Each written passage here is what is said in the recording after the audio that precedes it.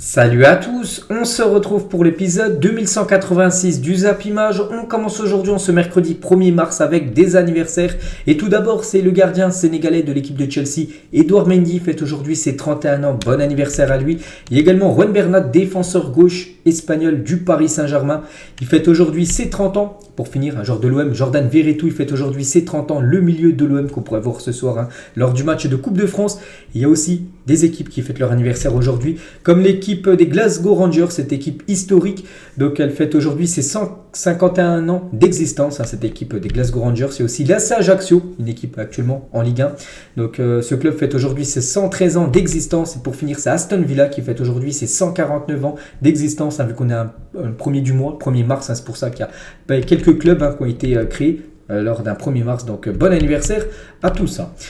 On continue cet épisode et on va parler maintenant de ce qui s'est passé hier soir, et on commence avec la Coupe de France, et l'équipe de Lyon jouait la première affiche des quarts de finale de la Coupe de France. Lyon jouait contre l'équipe de Ligue 2, l'équipe de Grenoble, et Lyon s'est imposé 2-1 au Groupama Stadium. Barcola, Jefinho, la nouvelle recrue, a été buteur contre un but de Sbaï côté Grenoble. En seconde période, donc Lyon se qualifie pour la suite de la compétition. On peut voir les statistiques de la partie. Donc Lyon efficace, 7 tirs cadrés. Toutes les frappes ont été cadrées. C'est plutôt rare comme une stat comme ça. Donc ça fait 2 buts. Donc ils ont été plus efficaces que cette équipe de Grenoble qui a quand même eu 6 tirs cadrés. Donc voilà, vraiment les attaquants hier, que ce soit du côté de Lyon ou du côté de Grenoble, ont été adroits devant les buts.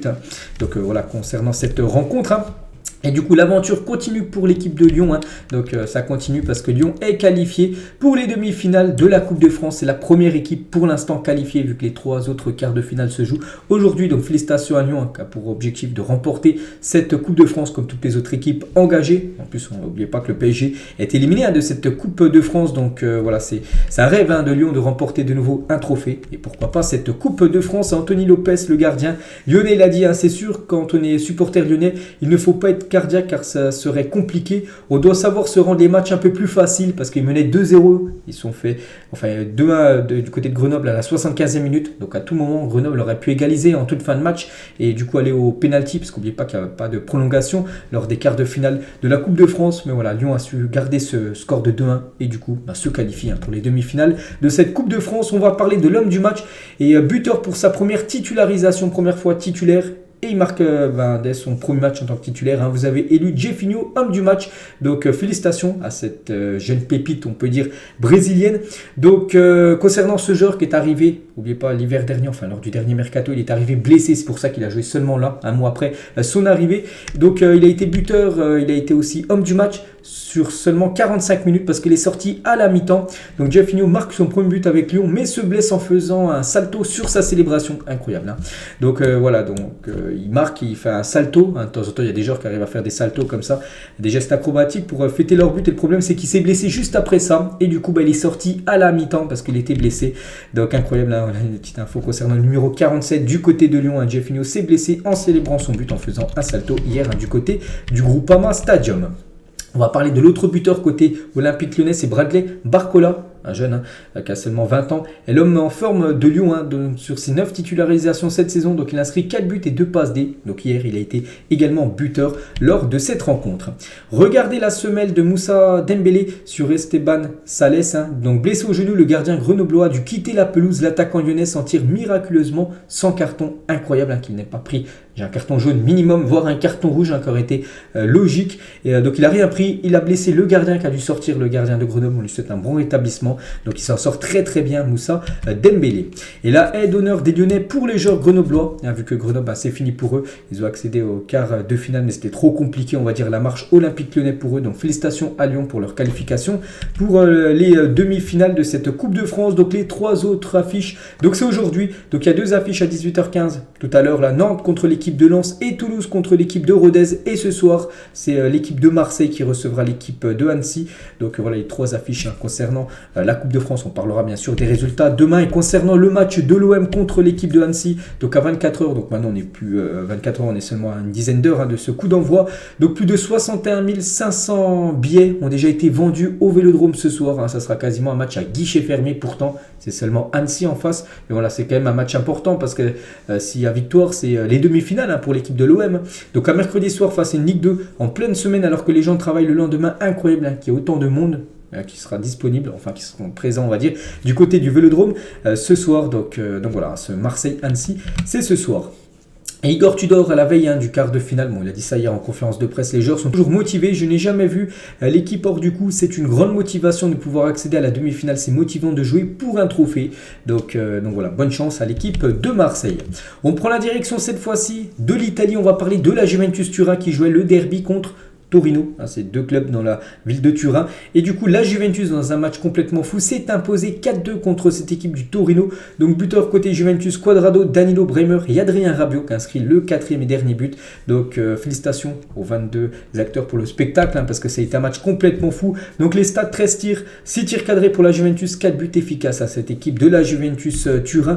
Et pour vous dire, c'est un match complètement fou parce que le Torino a mené quand même 2 fois dans le match. Ils ont mené quand ils gagnaient 1-0, ils ont mené quand ils gagnaient le match 2-1. À la fin du compte, c'est bien la Juventus qui s'est imposée 4-2 dans ce derby de Turin. Et le gros événement, donc la bonne nouvelle, donc c'est la victoire et aussi c'est le retour de Paul Pogba. Paul Pogba entre en jeu avec la Juventus à la 69e minute de jeu, première minute pour le Français depuis son retour cet été. Il n'avait toujours pas joué. Vous savez qu'il est arrivé au club depuis l'été dernier. Il n'avait pas joué la moindre minute parce qu'il est arrivé blessé. Et enfin, il a pu jouer Paul Pogba et ça fait plaisir déjà pour lui de le revoir déjà sur les pelouses. Et aussi pour l'équipe de France parce qu'il peut être rappelé. Bon, je ne sais pas s'il sera appelé là parce que je pense que ça sera un petit peu juste parce que la liste de Deschamps, ça sera dans 2 semaines. Mais on ne sait pas. Et donc le Français n'avait plus joué en compétition officielle depuis sa blessure qui date du 19 avril. On est quand même en mars. Donc ça faisait quasiment un an. 19 avril 2022 avec Manchester United. Donc bon retour à Paul Pogba. Donc voilà quelques photos de Paul Pogba après 11 mois d'absence. Donc ça fait plaisir, j'ai dit, de revoir ce joueur français sur les pelouses en Italie. On va parler toujours de ce match, on va parler cette fois-ci côté Torino et on va parler de Radojnik, l'ancien Marseillais. Donc il est entré à la 60e minute de jeu. Le problème c'est qu'il n'a même pas fini le match. Il est sorti à la 76e minute de jeu, pas parce qu'il a pris un jaune, tout ça, non, juste parce que l'entraîneur voulait le sortir. Donc son entraîneur après le match, il manque de respect envers ce sport. Après 6 mois, je ne suis pas parvenu à le faire devenir un joueur de foot. Donc c'était très très chaud quand il est sorti. Regardez Radojnik, il a joué seulement 15 minutes de jeu. Il est déjà sorti, son coach l'a sorti, il se demandait pourquoi tout ça. Donc voilà, ça sent le départ comme de Radojnik en fin de saison de cette équipe du Torino. Il y avait aussi un autre match en Italie hier, c'est l'équipe Lanterne Rouge Cremonese qui jouait contre l'AS Roma et Cremonese s'est imposé 2-1 contre l'AS Roma. Donc on peut voir les 3 buteurs de cette rencontre. À noter que José Mourinho a pris un carton rouge, le coach de cette équipe de Rome. Donc les stats de la partie, 10 tirs pour l'AS Roma, 3 tirs cadrés, seulement un but alors que l'équipe de Cremonese est efficace, 6 tirs, 2 tirs cadrés. C'est 2 frappes cadrées au fond des filets. Et Cremonese, donc c'était la seule équipe encore dans les gros championnats européens, dans le top 5 en Europe, à n'avoir toujours pas remporté un match cette saison en championnat. Ça y est, c'est enfin fini, on va dire, cette mauvaise série pour eux, parce qu'ils ont gagné un match hier contre l'AS Roma. Donc Cremonese, dernier du championnat, remporte sa première victoire de la saison. On est quand même au mois de mars. Donc 2-1 contre l'AS Roma. L'équipe romaine avait également fait chuter début février. Donc ils avaient aussi battu cette équipe de l'AS Roma en Coupe d'Italie, souvenez-vous, c'était début février. Donc incroyable, cette équipe de Cremonese. Et José Mourinho, je dis, le coach de l'AS Roma, donc vient de prendre un énième carton rouge contre l'équipe de Cremonese. Donc l'AS Roma est mené 2-1-0. Bon, à la fin du match, il y a eu 2-1. Donc voilà, carton rouge pour José Mourinho, qui sera dans les tribunes lors du prochain match de son équipe. Il a dit: mon carton rouge, je suis émotif, mais pas fou. Donc Serra, qui était le 4e arbitre lors de cette rencontre hier, il a eu un comportement inacceptable avec moi. Je le respecte autant qu'il me respecte. Je vais voir ce qu'il est possible de faire sur le terrain judiciaire. Donc voilà ce qu'a dit José Mourinho par rapport à son carton rouge qu'il a pris hier lors de cette rencontre de Serie A. Du coup, tous les autres résultats, donc là c'était les 2 derniers matchs de cette 24e journée en Italie. Donc là ça s'est joué depuis samedi, dimanche, lundi et mardi. Donc là c'était les derniers matchs hier. On peut voir du coup le classement. Donc Naples, on n'en parle plus vu qu'ils vont certainement gagner ce championnat, c'est quasiment sûr. L'Inter 2e, Milan 3e. Donc l'équipe de la Juventus avec sa victoire, il grappille des places. N'oubliez pas qu'ils étaient 13e quand ils avaient pris le moins 15 points au classement, et maintenant ils sont 7e. Ils ont 35 points, ils peuvent viser, pourquoi pas, une place peut-être 6e, 5e, place en Europa League, pourquoi pas accrocher la Ligue des Champions. Bon, ça va être compliqué, mais bon, c'est jouable quand même pour la Juventus Turin. Et Cremonese, qui a gagné contre l'AS Roma, et plus dernière du championnat, ils sont avant-dernier maintenant. C'est la Sampdoria de Gênes qui est dernière du championnat, et l'AS Roma qui s'est incliné hier, actuellement 5e de ce championnat italien. Direction l'Angleterre, il y avait de la FA Cup, la coupe anglaise. Donc Bristol contre Manchester City hier soir. Donc sans souci, City accède au quart de finale avec une victoire 3-0. Phil Foden, doublé, Kevin De Bruyne, buteur également. Donc voilà, bon, on peut voir les stats. Vraiment, ça a été un match à sens unique. Plus de 70% de possession de balle pour City, 16 tirs, 6 tirs cadrés, 3 buts à l'équipe de Bristol. Seulement une frappe cadrée dans le match. Ça a été très très compliqué pour cette équipe de division inférieure. Et du coup, City se qualifie en quart de finale tranquillement de la FA Cup. Il y avait aussi, toujours en FA Cup, parce que c'était le 8e de finale, il y avait 4 affiches hier. Donc Fulham qui jouait contre l'équipe de Leeds, ça passe pour Fulham avec une belle victoire 2-0. Ça passe aussi pour l'équipe de Brighton qui s'est imposée hier 1-0 du côté de Stoke City. Et ça passe également pour Blackburn qui élimine une équipe de première ligue. À Blackburn, je crois que c'est en 2e division, mais élimine une équipe de Leicester en plus à Leicester. Une défaite 2-1 pour Leicester.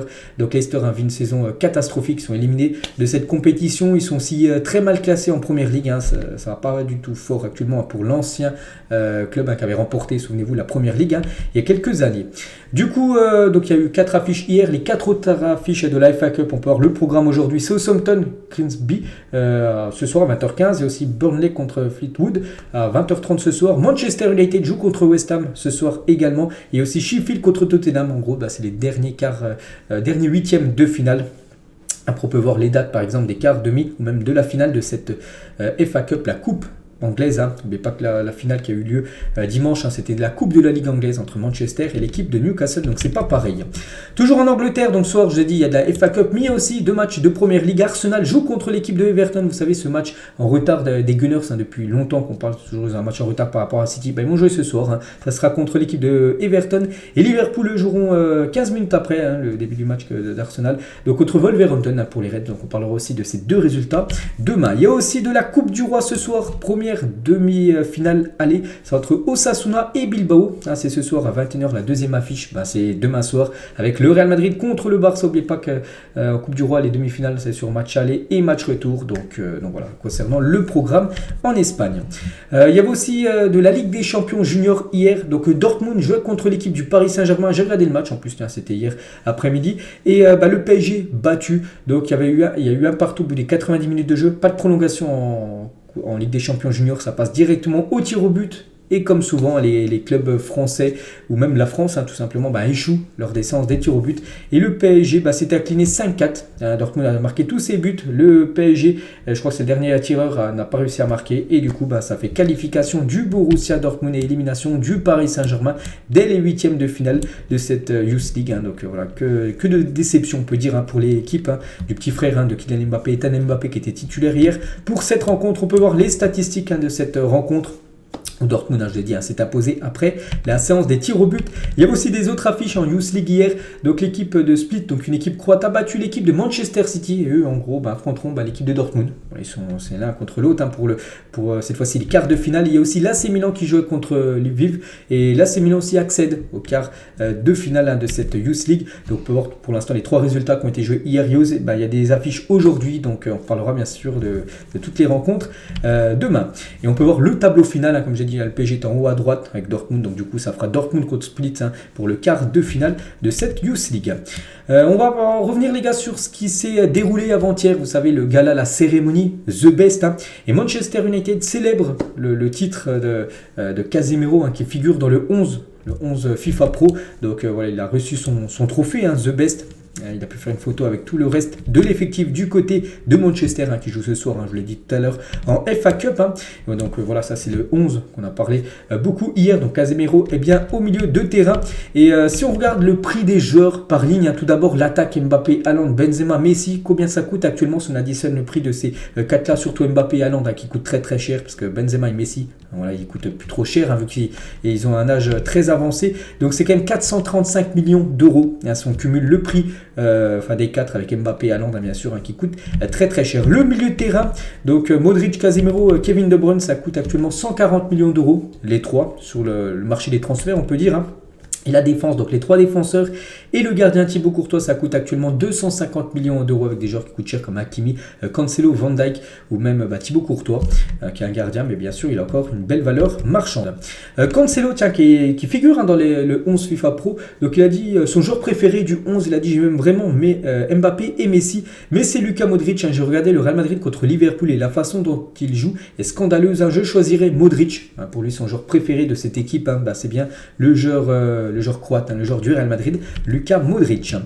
On va parler de Karim Benzema. Déjà, on a parlé hier soir que Karim Benzema était très déçu par rapport à ce titre qu'il n'a pas remporté, ce trophée The Best, et il a encore remis, on va dire, je sais pas comment, bref, on s'en fiche de ce qu'il a remis, mais bon, il a remis des stories sur son compte Instagram, les 2 dernières stories de Karim Benzema, on peut voir, tiens, c'est son story Instagram officiel avec son nom tout en haut, puis il a remis une publication d'un fan avec tout ce qu'il a réalisé la saison dernière, avec 63 buts, 21 passes décisives, il a remporté la Ligue des Champions, la Liga, bon, je vais pas tout dire tout ce qu'il a remporté parce que c'est énorme, il a terminé meilleur buteur de la Ligue des Champions, meilleur joueur de la saison dernière, de la Champions League, tout ça cumulé le ballon d'or, voilà, meilleur joueur de la Liga, et il n'a pas remporté le trophée The Best. C'est vrai que c'est quand même incroyable, hein. C'est Léo Messi, on le sait, qui a remporté ce trophée, et c'est pour ça que voilà, pour Benzema ça passe pas du tout, hein, qu'il n'a pas pu remporter ce trophée. Il termine même pas deuxième, il termine troisième, hein, c'est Mbappé qui termine deuxième de ce classement. Donc pour Karim, ça passe pas du tout, hein, cette troisième place, parce que pour lui il méritait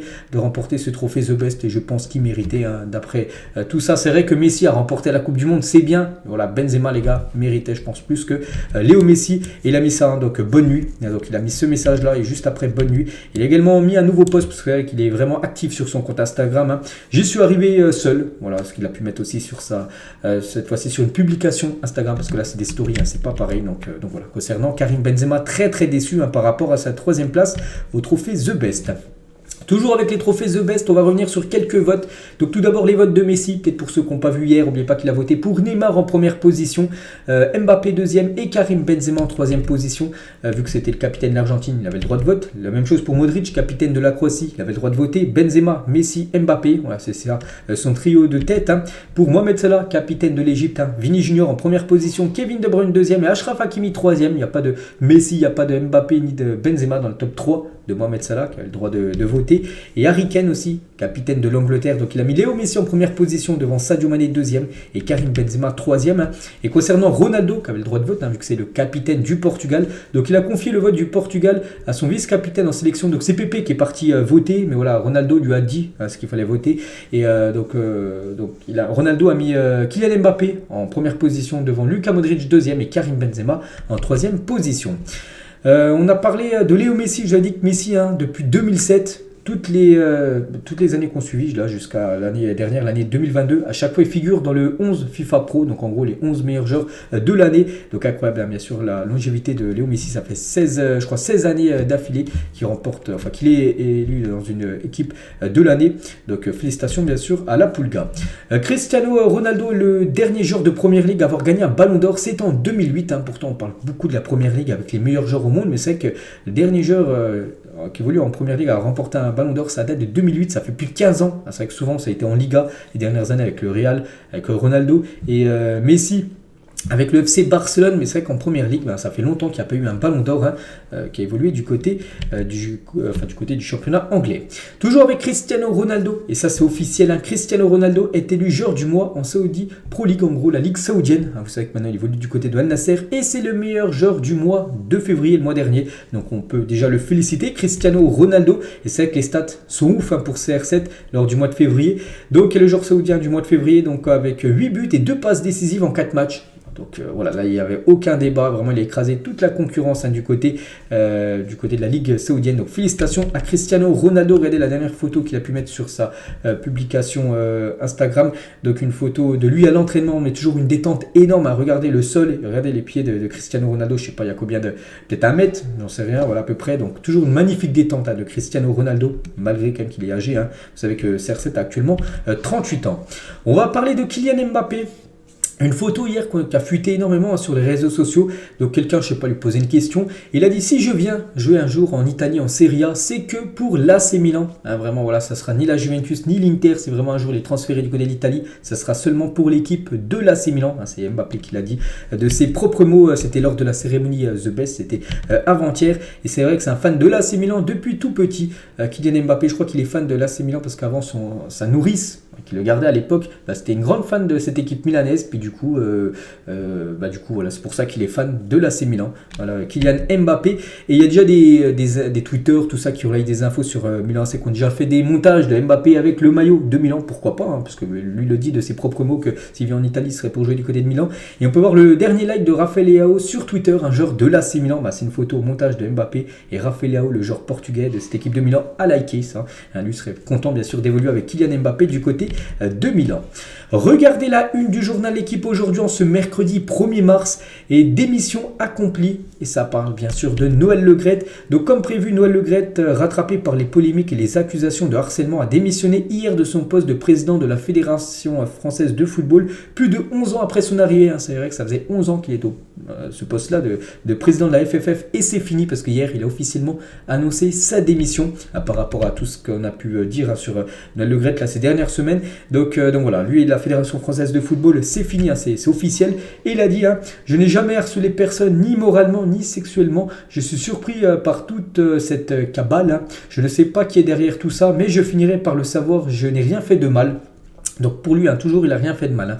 Noël Le Graët, pour lui, il est toujours clean, vraiment il n'a rien à se reprocher, mais bon, on sait qu'il y a eu des audits, tout ça qui ont été faits sur lui, et aussi des messages audio qui ont fuité tout ça, où il fait des avances à des jeunes femmes qui travaillaient à l'époque du côté de la Fédération française de football, mais pour lui, il n'a rien fait. Une petite info concernant Noël Le Graët, et Noël Le Graët va porter plainte contre Oudéa Castéra, la ministre des Sports, donc c'est elle qui voulait absolument que Noël Le Graët soit licencié ou démissionne de son poste de président de la Fédération française de football.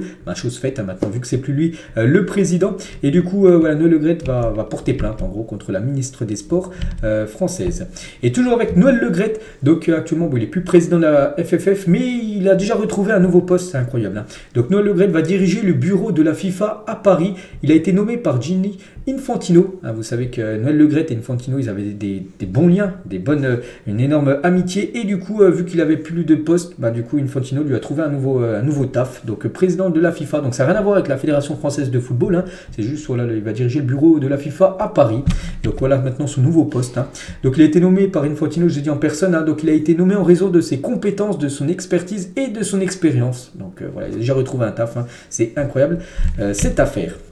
On va parler aussi de Corinne Diacre, la sélectionneuse de l'équipe de France féminine. Donc l'avenir de Diacre est scellé le 9 mars prochain. Donc le COMEX de la FFF n'a pas décidé ce mardi, donc hier, du sort de la sélectionneuse des Bleus, dont les principales joueuses, comme Wendy Renard, ne veulent plus. Une décision sera prise le 9 mars. Donc en gros le 9 mars, dans une semaine, ça sera jeudi prochain. Il y aura une réunion avec Corinne Diacre, avec aussi des autres personnes qui travaillent au sein de la FFF. Puis en gros, il y a de fortes chances que soit elle démissionne, soit elle soit licenciée. Bon, je ne sais pas pourquoi serait quoi ce qui serait reproché pour qu'elle soit licenciée, j'en sais rien, mais voilà, 9 mars, ça ne devrait plus être elle, la sélectionneuse des Bleus.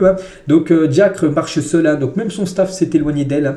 Une communication minimaliste peu appréciée. Le Graët aurait lui aussi fini par lui tourner le dos. Pourtant, c'était vraiment son allié, Noël Le Graët, et maintenant c'est plus le président de la FFF. Donc voilà, ça se complique, on peut dire, pour Corinne Diacre.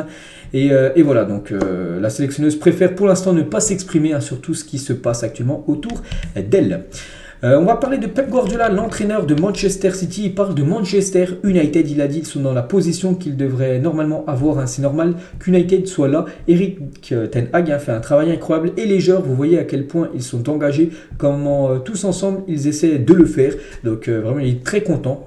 Pep Guardiola, pourtant c'est un entraîneur de City. Mais voilà, que Manchester United retrouve l'équipe que c'était à l'époque. L'une des meilleures équipes au monde à sa classe. C'est le retour quand même du grand Manchester United depuis quelques temps. Et toujours avec Manchester United, on parle d'un joueur qui marque beaucoup, c'est Marcus Rashford. Et hier soir, je vous avais dit qu'il a 7 ans jour pour jour. Pour son premier match en Première Ligue, il avait inscrit un doublé contre Arsenal. Donc il a 7 ans jour pour jour. Donc c'était hier, Rashford marqué contre Arsenal lors de ses débuts en Première Ligue avec un doublé. Donc il a marqué comme sur 6 débuts différents.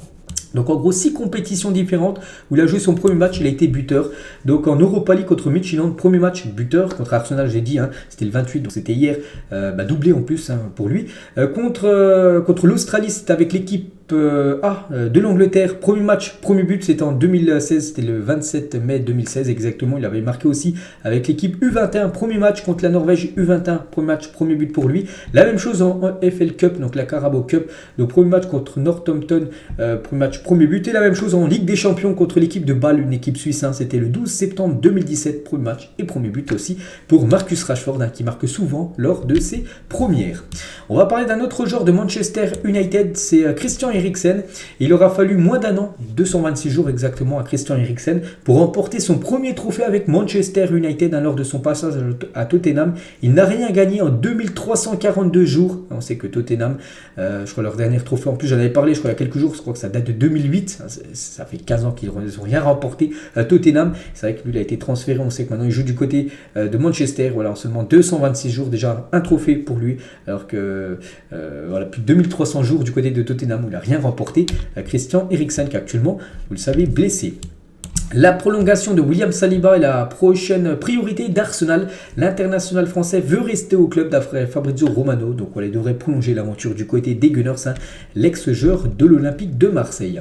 On va parler de Tottenham pour parler avec aucun trophée.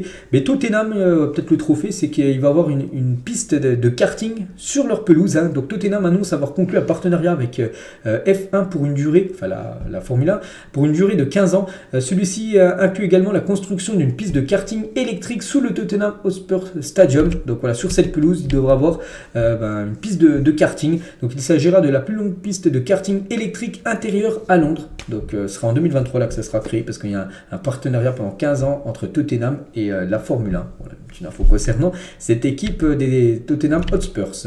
Des nouvelles d'Achraf Hakimi, vous savez que depuis quelques jours il est accusé de viol et Fanny Collin qui est son avocate, donc elle a dit les accusations sont fausses, il est serein et se tient à la disposition de la justice. Donc voilà, dès que j'ai des infos en plus concernant Achraf Hakimi, je vous dirai tout ça plus tard. L'énorme palmarès d'Arturo Vidal. C'est vrai que partout il est passé, partout il a gagné. Du côté de l'Italie, on peut voir qu'il a remporté 4 Serie A, 2 Coupes Italie et une Super Coupe. Donc c'est avec l'équipe de la Juventus Turin. En Allemagne, avec le Bayern, 3 Bundesliga, 3 Super Coupes et une Coupe d'Allemagne avec le Barça. C'est une Liga, une Super Coupe. Avec son équipe brésilienne, je ne sais plus où il évolue, je crois peut-être Flamengo, je crois actuellement. Donc une coupe nationale, une Coupe Libertadores, en gros ce qui équivaut à la Ligue des Champions sud-américaine. Et du côté de sa sélection chilienne, 2 fois le championnat et 2 Copa América. N'oubliez pas qu'il a remporté 2 Copa América en finale contre l'Argentine de Léo Messi. C'était en plus 2 fois je crois au tir au but où Messi a même fini en pleurs après une défaite contre le Chili. Donc voilà, immense palmarès quand même pour Arturo Vidal.